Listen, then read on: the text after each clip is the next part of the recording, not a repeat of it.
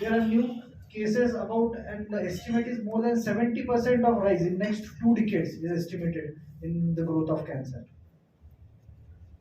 So if you see ranked wise, which cancer ranks first amongst the incidence and mortality. So today lung cancer is the topmost cancer affecting, with incidence also highest as well as the mortality, followed by breast cancer, which is the second highest incidence. But if you see mortality wise, it is much down in the list. Okay, because the treatment part of breast cancer is much better as compared to the other cancers. Okay, next. So cancer is a global concern. Okay, there is no country which is not affected with cancer. You can see figures here: UK, Ireland, US, India. The figures here are less. If you can see, it is just because the registry of India is quite weak. Oh, each and every cancer patient is not registered. While if you compare all these countries, they have a very strong support system and registry in their own country and oncology system. Next. Now, if we see pertaining to the incidence of cancer, the last slide I had projected was in world. So this is the incidence of cancer in India. So in India, the figures are a bit different. Oral and lip cancer tops the Indian subcontinent. We all know the reason for it: tobacco. Top five cancers in females. Most common is breast, followed by cancer cervix. Okay, cervix cancer was not even on the top five list in world, but in India it is the second most predominant found cancer. Next. So even soil and water do matter. Okay, cancer differs geography wise also. Okay, at different prominences in India also, we get different highest incidences of cancer as per the organ. Next slide. So here we have, like for example, in Goa, we have leading causes causing colon cancer. Okay, the reason being more consumption of red meat, alcohol, tobacco. As we compare to the northeastern part, the highest cancers are of esophagus or the upper GI system. Okay, the reason being again tobacco, household burning of firewood. So wherever the reason changes, even geography-wise, the incidence or the topmost cancer do change, even in whole country of India itself. So what is cancer? Okay, so it is quite simple to explain what is cancer. This is a normal cell division. We have been learning it since our childhood medical colleges. There is a single cell which doubles, and further on it keeps on doubling. This is the normal process of cell division, what we call as mitosis. Okay, now cancer cell characterization is by unchecked and uncontrolled growth in that cell division, okay, which leads to reproducing the cells. There is loss of contact inhibition. Okay, two cells normally are contacted in between to each other. In cancerous cells, there is loss of this contact due to which these cells separate. Third is loss of capacity to differentiate. In our normal body, a cell which is said to be differentiating into a skin organ or a liver organ, they normally do differentiate. But in cancer cells, there is loss of capacity to differentiate. One cancer cell can't different into a specific organ or any other epithelial cell. Capacity to metastasize. This is the most important feature of cancer, which actually differentiates cancer from normal or a benign. We know that tumors are actually divided into two types. One of which is called benign, other is called malignant. So the most important difference between these two is the capacity to metastasize. A benign tumor cannot metastasize, which a malignant can do. Okay. Next. So as we know, the normal cell division, the cell divides in one, a single cell divides into two, and this process keeps on going. If there is any problem in this process, there is a condition or a programmed cell death process known as apoptosis. Okay, which is always present in any normal individual. Now this apoptosis is missing in cancer cell division. So if a normal cell, whenever it keeps on dividing, and if there is any problem during this cell division, in cancerous cells, it will continuously persist to keep dividing. It won't undergo this process known as apoptosis. So this is the major difference between normal cell and the cancerous cell. Next. Next. So cancer cell, we have various stages in the cancer. The most formal or the primitive stage is a localized growth of a tumor. Okay. Further, when this localized growth goes and metastasizes into the surrounding tissue, we call it as regional disease. Okay, or a local regional disease. When this local regional disease metastasizes into other organs, we call it as a metastatic disease. So this is a natural history of cancer, just to depict. So as we know, normal cells, there are cell inhibitions, there is contact between each other, while in cancer cells, these contacts over a period of time loses and cells abruptly grows irregularly. Okay, so cancer cells which grow multiply over and over. Now, why these cancer cells grow? What is exact mechanism? Why do these behave differently than a normal cell? And the most common point why it behaves differently is mutation. So, what is mutation? Mutation is actually a process in our DNA in which a normal DNA loses its normal functioning and becomes abnormal. So, these mutations are basically changes in the DNA structure in our chromosomal level over a period of time. As the patient ages, the number of mutation in his body increases, and our cells, which were previously normal, over a period of time becomes malignant. Okay, so more the number of mutations, more a cell goes from normalcy to malignancy. Next. Now, what are the reason for these mutations? Okay, so these are few etiology or risk factors also, you can say, why mutations do happen in a person. The most important is smoking. Any form of smoking, maybe any form of tobacco, any content would definitely lead to these mutations and cancer. Alcohol, increased intake of alcohol definitely can cause cancer. Okay, then sun and UV rays, not common in India, but in other countries like tropical countries, this is one of the commonest cause for a peculiar cancer known as melanoma. Okay, then obesity and weight. So obesity and weight gain definitely increases our insulin levels. So any hyperinsulinemic state of the body definitely leads to increase in number of cells and can lead to cancer. Lack of physical activity. Again, the mechanism being same over a period of time forming obesity and weight gain over hyperinsulinic state. Then diet and healthy eating definitely is one of the risk factor. If not, healthy eating can lead to cancer, especially for GI cancers, wherein we know that spicy food, smoked fishes, and meat would definitely cause destruction of the epithelium and later on can develop into precancerous condition and further cancer. Next, inherited genes. Over 5 to 7% of all the cancers might be inherent. Okay, so most common example as we know is breast and ovary. Okay, we all know Hollywood actress Angelina Jolie. Okay, so she's one of the peculiar example of inherited cancer. Okay, she has a history of peculiar mutation in her body, what we call as BRCA mutation, due to which she underwent actually bilateral mastectomy and oophorectomy prophylactically to prevent her risk of having cancer. Okay, so she is one of the commonest example of this inherited cancer. Next. Then age and cancer. Many cancers such as myeloma, one of the cancer, one of the type of cancer in which abnormal proteins are formed. It happens over a period of time. So whenever aging process is there, it is the commonest type of malignancy or cancer which is found in older age group. One another is prostate cancer. We don't find prostate cancer in younger age group.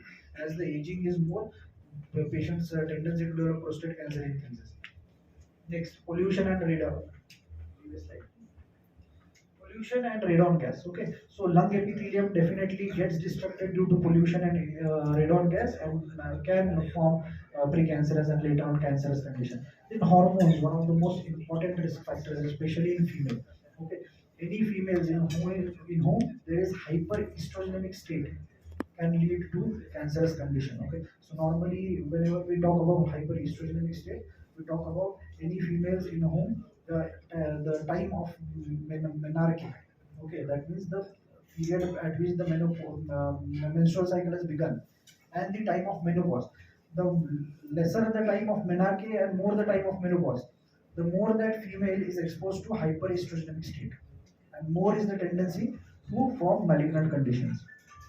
Then cancer controversies. There are multiple controversies like cold drinks can cause cancer, mobile phones can cause cancer. As of today, those are just controversies. There is no head-to-head trial which has shown that these are the predominant element or etiology to cause cancer. Okay, then infections. Okay, next slide.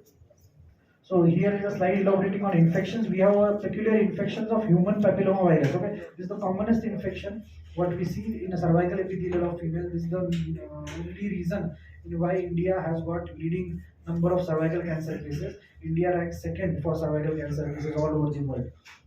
Okay, in all across the world, human papillomavirus, there has been a vaccine which is available. Okay, and the vaccination schedule or the vaccination government strategies are quite keen. That is why the incidence of cervical cancer is less in other countries as compared to the India. Okay, then Epstein-Barr virus.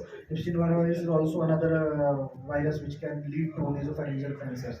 Okay, then H. pylori is a causative organism normally seen in stomach and can lead to a precancerous condition and further cancer. HIV itself is an immunocompromised state, so there are multiple squamous cell carcinoma of gastro junction or gastric epithelium, anal cancer, increased chances of lymphoma or hematological malignancies which are found in HIV patients. Okay, hepatitis B, hepatitis C are the chronic hepatitis conditions, and further can definitely, it is said that over a period of time, there is more than 50% chance of a patient with hepatitis B or C getting hepatocellular carcinoma. Okay, so long-term standing of hepatitis can definitely lead to hepatocellular carcinoma. Then few parasites, okay, most commonly in gallbladder or urinary bladder, are very rare, but have been suggested as etiological factor for gallbladder, cholangiocarcinoma, or urinary bladder cancers. So this of this whole presentation, this is the most important slide. Okay, so these are 7 warning signs of cancer. This was given by WHO maybe in year 1999, and these actually depict the symptoms wherein we actually predict or we find ki, is there any possibility of cancer in these patients when these symptoms are there. So most important is change in bowel and bladder habit. Okay, so any patient whose bowel and bladder habit has changed over a period of time, who has this recurrent episodes of alternating diarrhea, alternating with constipation or persistent loose motion, we have to get an endoscopy or GI evaluation for that patient for suspected GI malignancy. Okay, a sore that does not heal, okay, is one important risk factor for cancer. Then unusual bleeding or discharge from any opening of the body. Okay, most commonly in post-menopausal females, this is one of the signs of cancer. Especially cervical cancer patients do come with this unusual bleeding post-menopausally. Then unexplained weight loss or loss of appetite, most commonly in GI malignancies and also in lymphoma. This is one of the B symptom or what we call a sideline symptom what we come across. The next is difficulty in swallowing or chronic ingestion. Okay, so difficulty in swallowing or chronic indigestion definitely predicts that there is some issues with the upper GI tract. Okay, normally the esophagus or the GE junction or the gastric. Okay, so this is also one of the warning signs. Then lumps anywhere in the body, either it may be lymph node or breast or anywhere in the body, it definitely gives us a red alarm that there is something wrong and we have to investigate.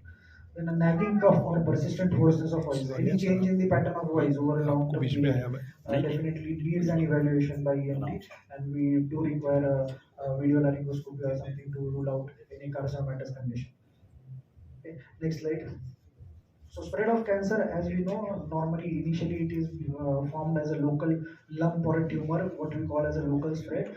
Then later on it passes through the bloodstream and through the lymphatic system. Okay, this is just a common TNM staging classification. This TNM staging classification is separate for each and every cancer. Okay, this is just a picture showing how we stage by TNM. So T normally depicts tumor, N is for node, and M is for metastasis. Okay, so depending on the size of the tumor, the T staging is given. Depending on the number of nodes or nodal area, what it involves, the N staging is given, and M is actually divided into only M0 and M1. If it is M0, it is non-metastatic disease. If it is M1, it's a metastatic disease. Okay, next slide. So depending on the T, N, and M, the number serially, we stage cancer into 4 stages of cancer. Okay. Next, that was staging. The next is grading of cancer. So staging of cancer is normally done by imaging, and grading of cancer is done by histopathology. So these are the two important what do you call investigations for diagnosis of cancer. Without these investigations, no oncologist or no one can go ahead with the treatment of cancer. Okay, so first is staging, in which we do the imaging part of it. Imaging is done by multiple imaging modalities we have nowadays. The most commonly which is used nowadays is PET CT, but PET CT is not recommended in all cancers. First thing, okay, it was primarily, it came into picture for lymphoma. So for lymphoma, definitely PET CT is the investigation of choice. But apart from that, even CT or MRI would suffice. Okay, last slide. Then apart from staging, what we call is histopathology grading. Okay, so histopathologically we require a tissue. Okay, so there are multiple techniques of getting a tissue, right away from a simple technique as FNSE to excisional biopsy.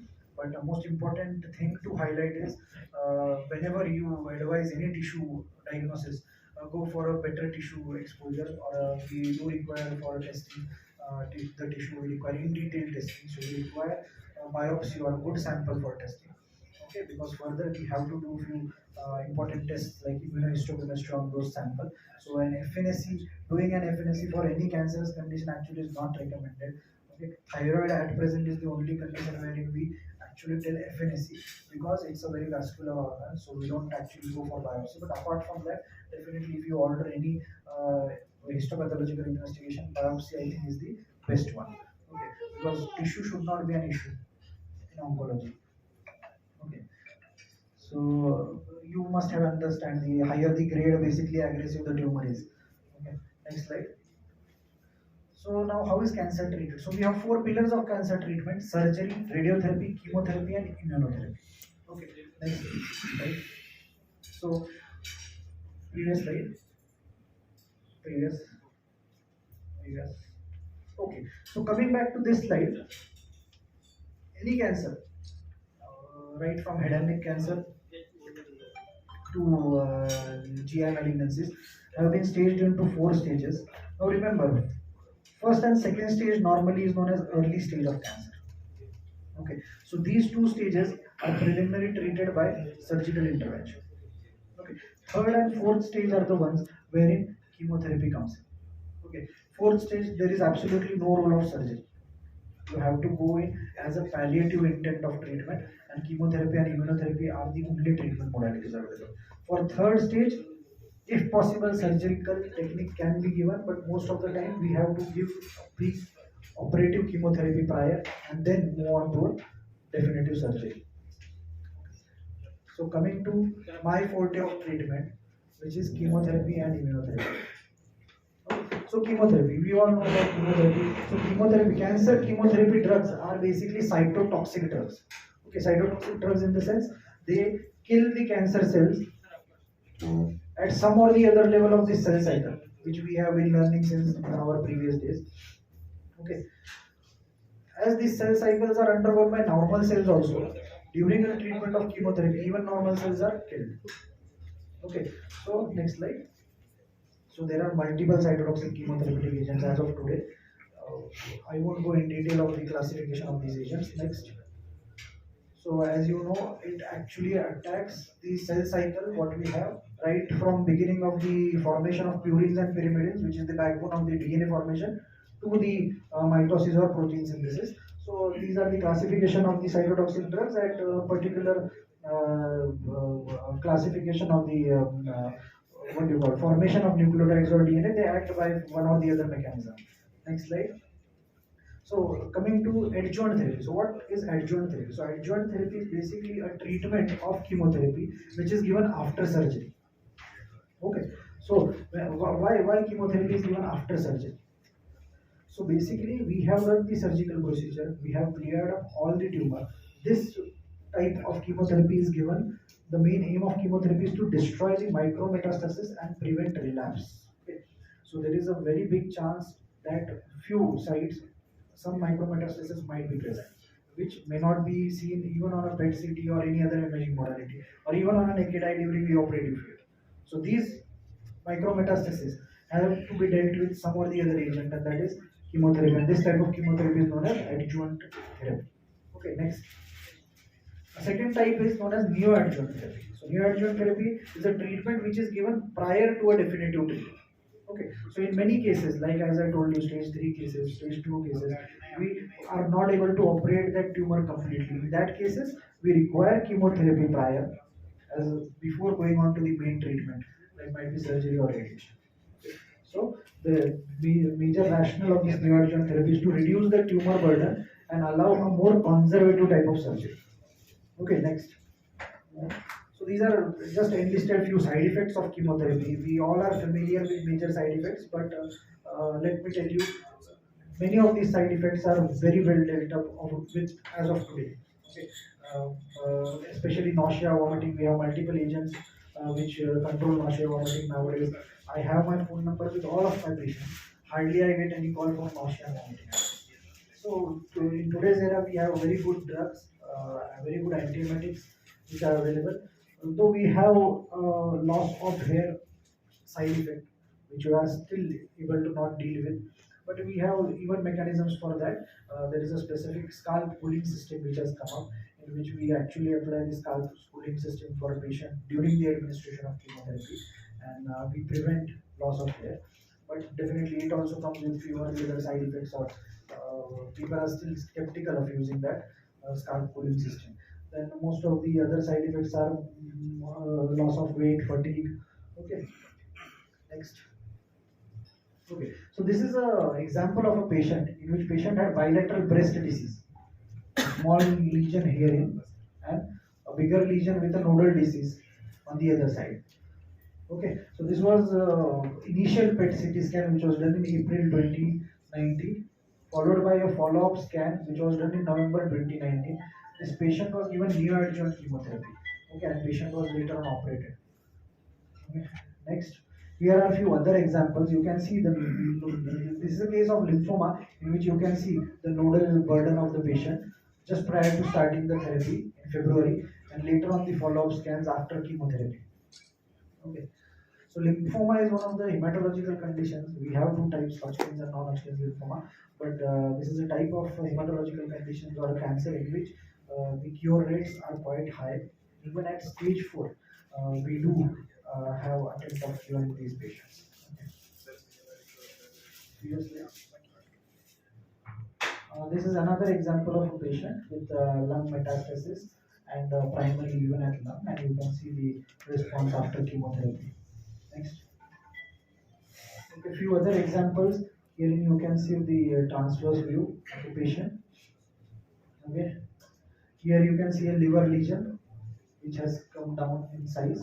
In fact, the metabolic activity has completely reduced. Okay. Here you can see a few lung nodules in a metastatic patient which has completely disappeared after chemotherapy.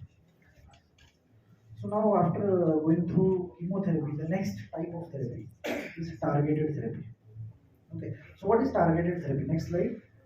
So here is a diagram to explain what chemotherapy is and so chemotherapy kills both healthy cells as well as cancer cells. Okay, so cancer cells and as well as normal cells both are killed and hit by chemotherapy. While targeted therapy, it basically focuses on a specific receptor which is present on cancerous cells, and it only kills those cells. So definitely the side effect profile of these targeted therapies are less, and an exact precision, what we call killing of cells, do happen with this targeted agent. Next. So as of today, we have multiple targeted agents. Maybe more than 500 target agents are available. So we know the commonest target agent what we have know of is rituximab, which exactly targets CD20 molecule or receptor on the cells. And for patients with that CD20 positive, we use this targeted therapy. Another targeted therapy, trastuzumab, is commonly used in breast cancer patients for HER2 receptor if positive on those cancer cells. Okay, and there are multiple examples. Next slide. So this is an example of targeted oral agent. We know of is vemurafenib is the name of it. So this is a case of malignant melanoma. Okay, not that common in our country, but we do find anecdotal rare cases. In a month, we find 1 or 2 cases of malignant melanoma. So vemurafenib is an oral targeted treatment which we had given in this patient, and you can see the response in this patient. Later on, patient did relapse with this vemurafenib due to financial constraints. He was not able to continue with the treatment. Okay. Next slide. Here another GIST, gastrointestinal stromal tumor, a peculiar kind of tumor which also get reduced by a targeted agent known as imatinib. So these were a few tumors which was resistant to a targeted imatinib agent, but was later on given sunitinib therapy, and you can see the response of patient with this targeted agent. Okay, next. Herein you can see a metastatic lung patient, a big lung nodule with multiple nodes, as well as the contralateral lung had few nodules. Even the peritoneal thickening was there. So this patient also, particular drug targeting the HF receptor was given, and you can see the decreasing. Even the same patient, you can see the number of liver nodules had come down, okay, in size as well as numbers. Next slide. And now we come up to is a final type of therapy, which is cancer immunotherapy. Okay, so cancer immunotherapy has come up in a big way, and today it forms the fourth pillar of cancer treatment. Okay, so cancer immunotherapy today it is really feeling like a miracle. Okay, so what is it? Okay, so as we had discussed on previous slide, we had cytotoxic chemotherapy, wherein cancer cells kill both healthy as well as cancerous cells. Then we had come up with targeted therapy, wherein cancer cells only hit or kill those cells which has a peculiar receptor on them. Now this is a type of treatment in which it actually never targets or kills any of the cells. It actually increases our own body's immunity to kill cancer cells. Okay, so as of today we have around 5 to 6 approved agent of immunotherapy available, and most important and maybe a favorable thing about immunotherapy is as of today approved in all solid cancer conditions. Okay, so immunotherapy today is working like a Rambam Ilaj, you can say, and grossly it can be given in all solid, right from head and neck cancers, melanoma, lung, kidney, bladder to lymphoma can be treated with cancer immunotherapy.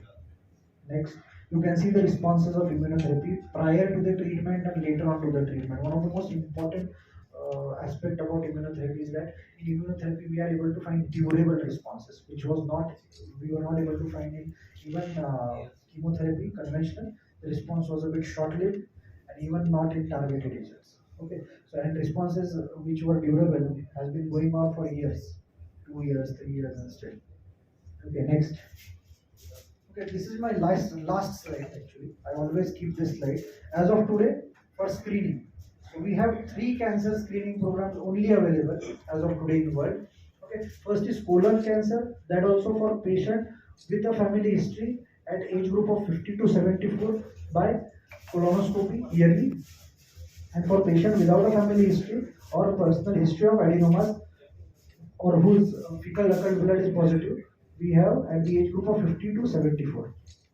Breast cancer screening is recommended from age group of 40 to 75 if first degree relative with breast cancer is available, is present, and yearly mammography is recommended. And from age group of 40 to 75 without any family history of breast cancer, every 2 yearly mammograms are recommended as a part of screening.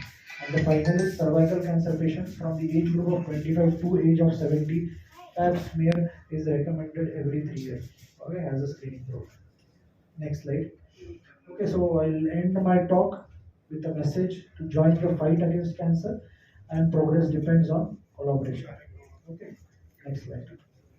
Okay, so presently my clinic is Dr. Rajbhoj Cancer Care, which is at Pune Satara Road. I am available daily from 5 to 8 p.m. and I am attached to all leading hospitals in Pune as of today. Only Dinanath is not there, but apart from that, I am available everywhere. Yes. So thank you.